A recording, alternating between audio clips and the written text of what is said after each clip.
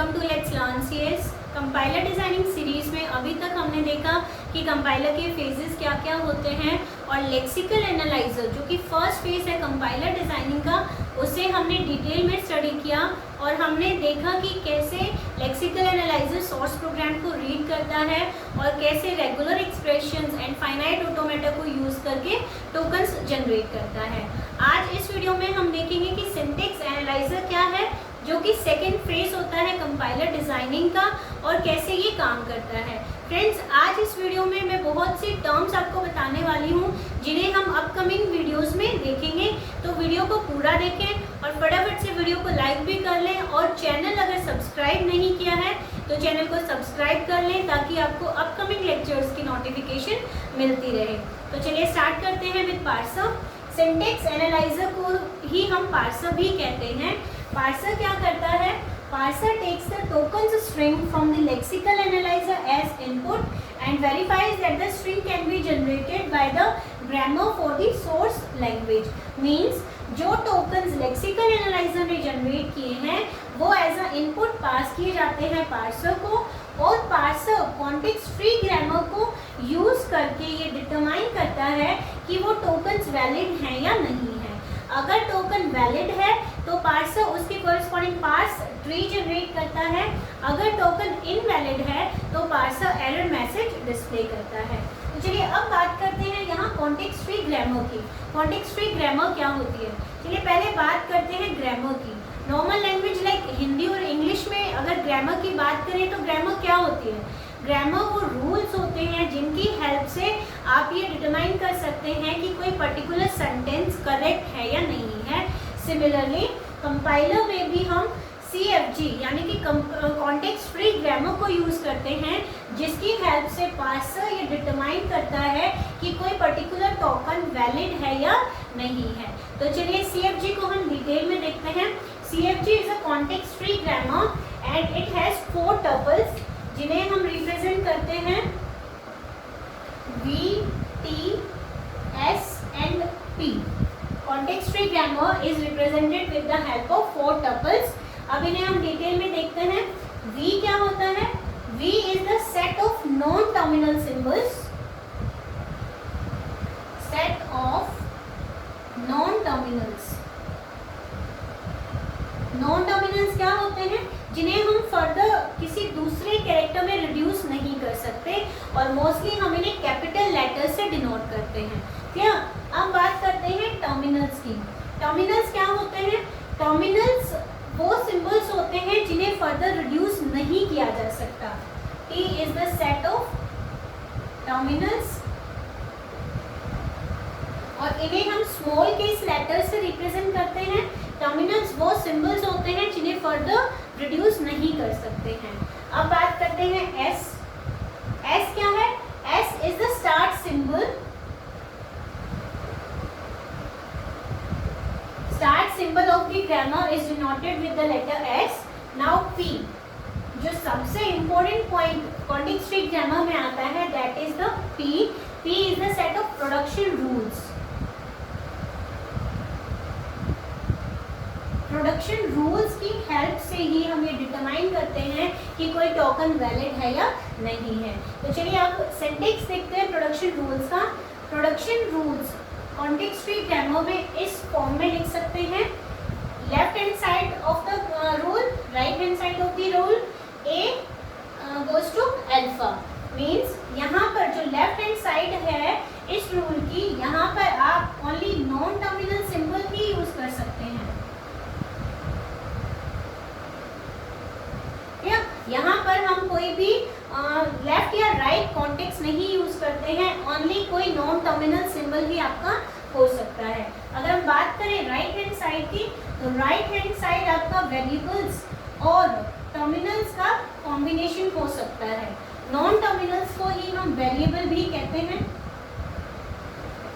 Okay, तो जो right hand side है प्रोडक्शन रूल की, ये आपका वेरिएबल्स और नॉन टर्मिनल का कॉम्बिनेशंस भी हो सकती है। और यहाँ हमने यूज़ किया स्टार। स्टार का मीन्स है कि यहाँ पर हम नल स्ट्रिंग को भी इंक्लूड करते हैं। Means A goes to null भी यहाँ पर वैलिड होता है। This is the syntax of production rules for the context free grammar. चलिए एक एग्जांपल से देखते हैं कॉन्टेक्स्ट फ्री ग्रामर को।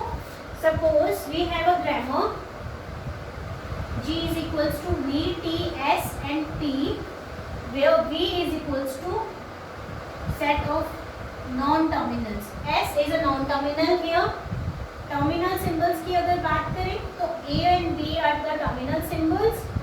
And production rules की अगर हम बात करें, we have two production rules here. S goes to A, S, B. S goes to null. And S is the start symbol here.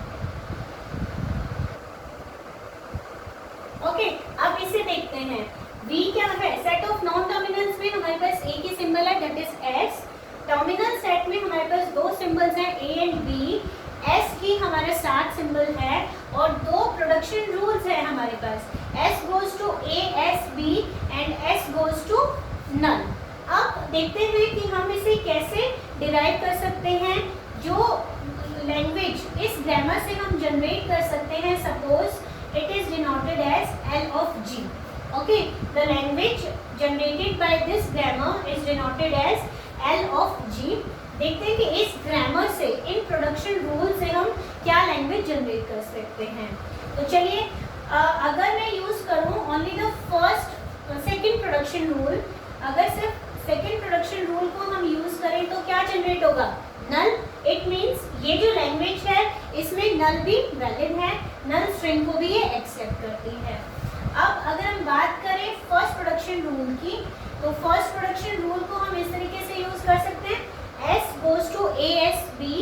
Then हम सेकेंड रूल को use कर सकते हैं। यहाँ पर अगर हम ये सेकेंड रूल यूज करते हैं, इट मीन्स हम इस S को नल से रिड्यूस कर सकते हैं, और अगर हम ऐसा करते हैं तो आपकी स्ट्रिंग क्या होगी? A और B। क्लियर? सिमिलरली इसी ग्रामर को हम इस तरीके से भी यूज कर सकते हैं। पहले हमने फर्स्ट प्रोडक्शन रूल को यूज किया, देन इस नॉन टर्मिनल सिंबल को हम रिड्यूस कर दें अगेन फर्स्ट प्रोडक्शन रूल से। ओके, अगर हम ऐसा करते हैं तो A एज इट इज होगा हमारा, इस S की जगह हम ये right hand side as it is put कर देंगे, A, S and B, and ये जो B है ये भी आपका एज इट इज रहेगा। क्लियर? नेक्स्ट स्टेप में पॉसिबल है, चॉइस है आपके पास, या तो फर्स्ट प्रोडक्शन रूल को यूज करें या फिर आप सेकंड प्रोडक्शन रूल को यूज करें। अगर मैं सेकंड प्रोडक्शन रूल को यूज करूं, यानी कि नल को यूज करती हूं, तो आपकी स्ट्रिंग क्या होगी? A, A, B, B। Clear? Similarly अगर हम प्रोडक्शन रूल इस तरीके से यूज करें, A, S, B, अगेन मैंने फर्स्ट प्रोडक्शन रूल को यूज किया, it will be like this. अब लास्ट डेरिवेशन में हमने देखा था कि हमने नल यूज किया।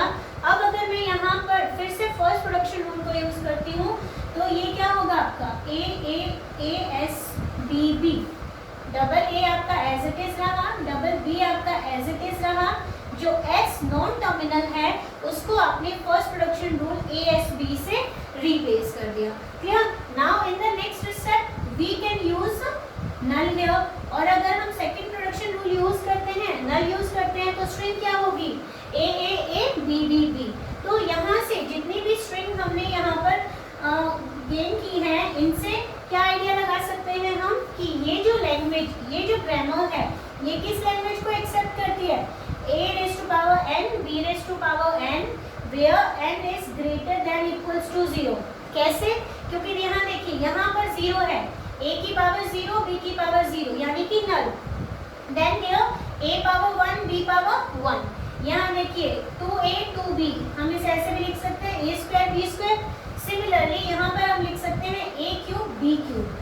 अगर आप ऐसे ही डिराइव करें आगे, तो आपको लैंग्वेज मिलेगी A raise to power n, B raise to power n, and n की वैल्यू आपकी ग्रेटर देन 0 हो सकती है या फिर 0 भी हो सकती है, क्योंकि नल एक्सेप्ट करते हैं हम यहाँ पे। Clear? CFG grammar, this is context free grammar. चलिए अब बात करते हैं उन टर्म्स की जो हम आगे यूज करेंगे। मेनली 3 टर्म्स हम बार बार यूज करेंगे, जो है derivation, sentential form and the sentence. पहले देखते हैं डेरिवेशन क्या होता है। Derivation is a sequence of replacements of non-terminals using derivation rules given as a part of the grammar. Sequence of replacement, non-terminals को जहाँ पर आप replace कर रहे हैं, that complete sequence to get a particular language is called a derivation. Example की अगर हम बात करें तो this, ये जो पूरे टोटल स्टेप्स हैं from starting symbol to a particular string, these all these steps are called the derivation. Similarly इसमें यहाँ से यहाँ तक ये सभी स्टेप्स किस में इंक्लूड होंगे? डेरिवेशन में. क्लियर? अब बात करते हैं सेंटेंशियल फॉर्म की. Any string derivable from the start symbol, कोई भी स्ट्रिंग जो आप स्टार्ट सिंबल से डिराइव कर सकते हैं, that is called the sentential form. अगर हम बात करें एग्जांपल्स की तो देखिए यहाँ पर ASB आपकी क्या है? Sentential form. सेंटेंशियल फॉर्म में आपके टर्मिनल्स और नॉन टर्मिनल दोनों सिंबल्स हो सकते हैं. Similarly AABB is also a sentential form, और कहें तो AASBB ये भी क्या होगी? ये सेंटेंशियल फॉर्म है. Means any string that can be derive from the start symbol is an example of sentential form. और इसमें टर्मिनल्स और नॉन टर्मिनल्स दोनों सिंबल्स को हम इंक्लूड कर सकते हैं. क्लियर? अब बात करते हैं सेंटेंस की. Sentence is a sentential form consisting only of terminals. Sentential form ही है जिसमें ओनली टर्मिनल सिंबल्स ही इंक्लूड होंगे, इसमें नॉन टर्मिनल सिंबल्स नहीं होते. For example this AABB is the example of sentence, क्योंकि इसमें सिर्फ नॉन टर्मिनल सिंबल्स ही हैं, इसमें सिर्फ टर्मिनल सिंबल्स ही हैं, नॉन टर्मिनल सिंबल्स को नहीं यूज कर रहे हैं. बाकी ये जो है जिनमें टर्मिनल्स और नॉन टर्मिनल सिंबल्स दोनों आते हैं, that is called the sentential form. So this is all for this video. Upcoming videos में हम देखेंगे कि पार्स ट्री क्या होता है, लेफ्ट मोस्ट और राइट मोस्ट डेरिवेशन क्या होती है. Thank you for watching.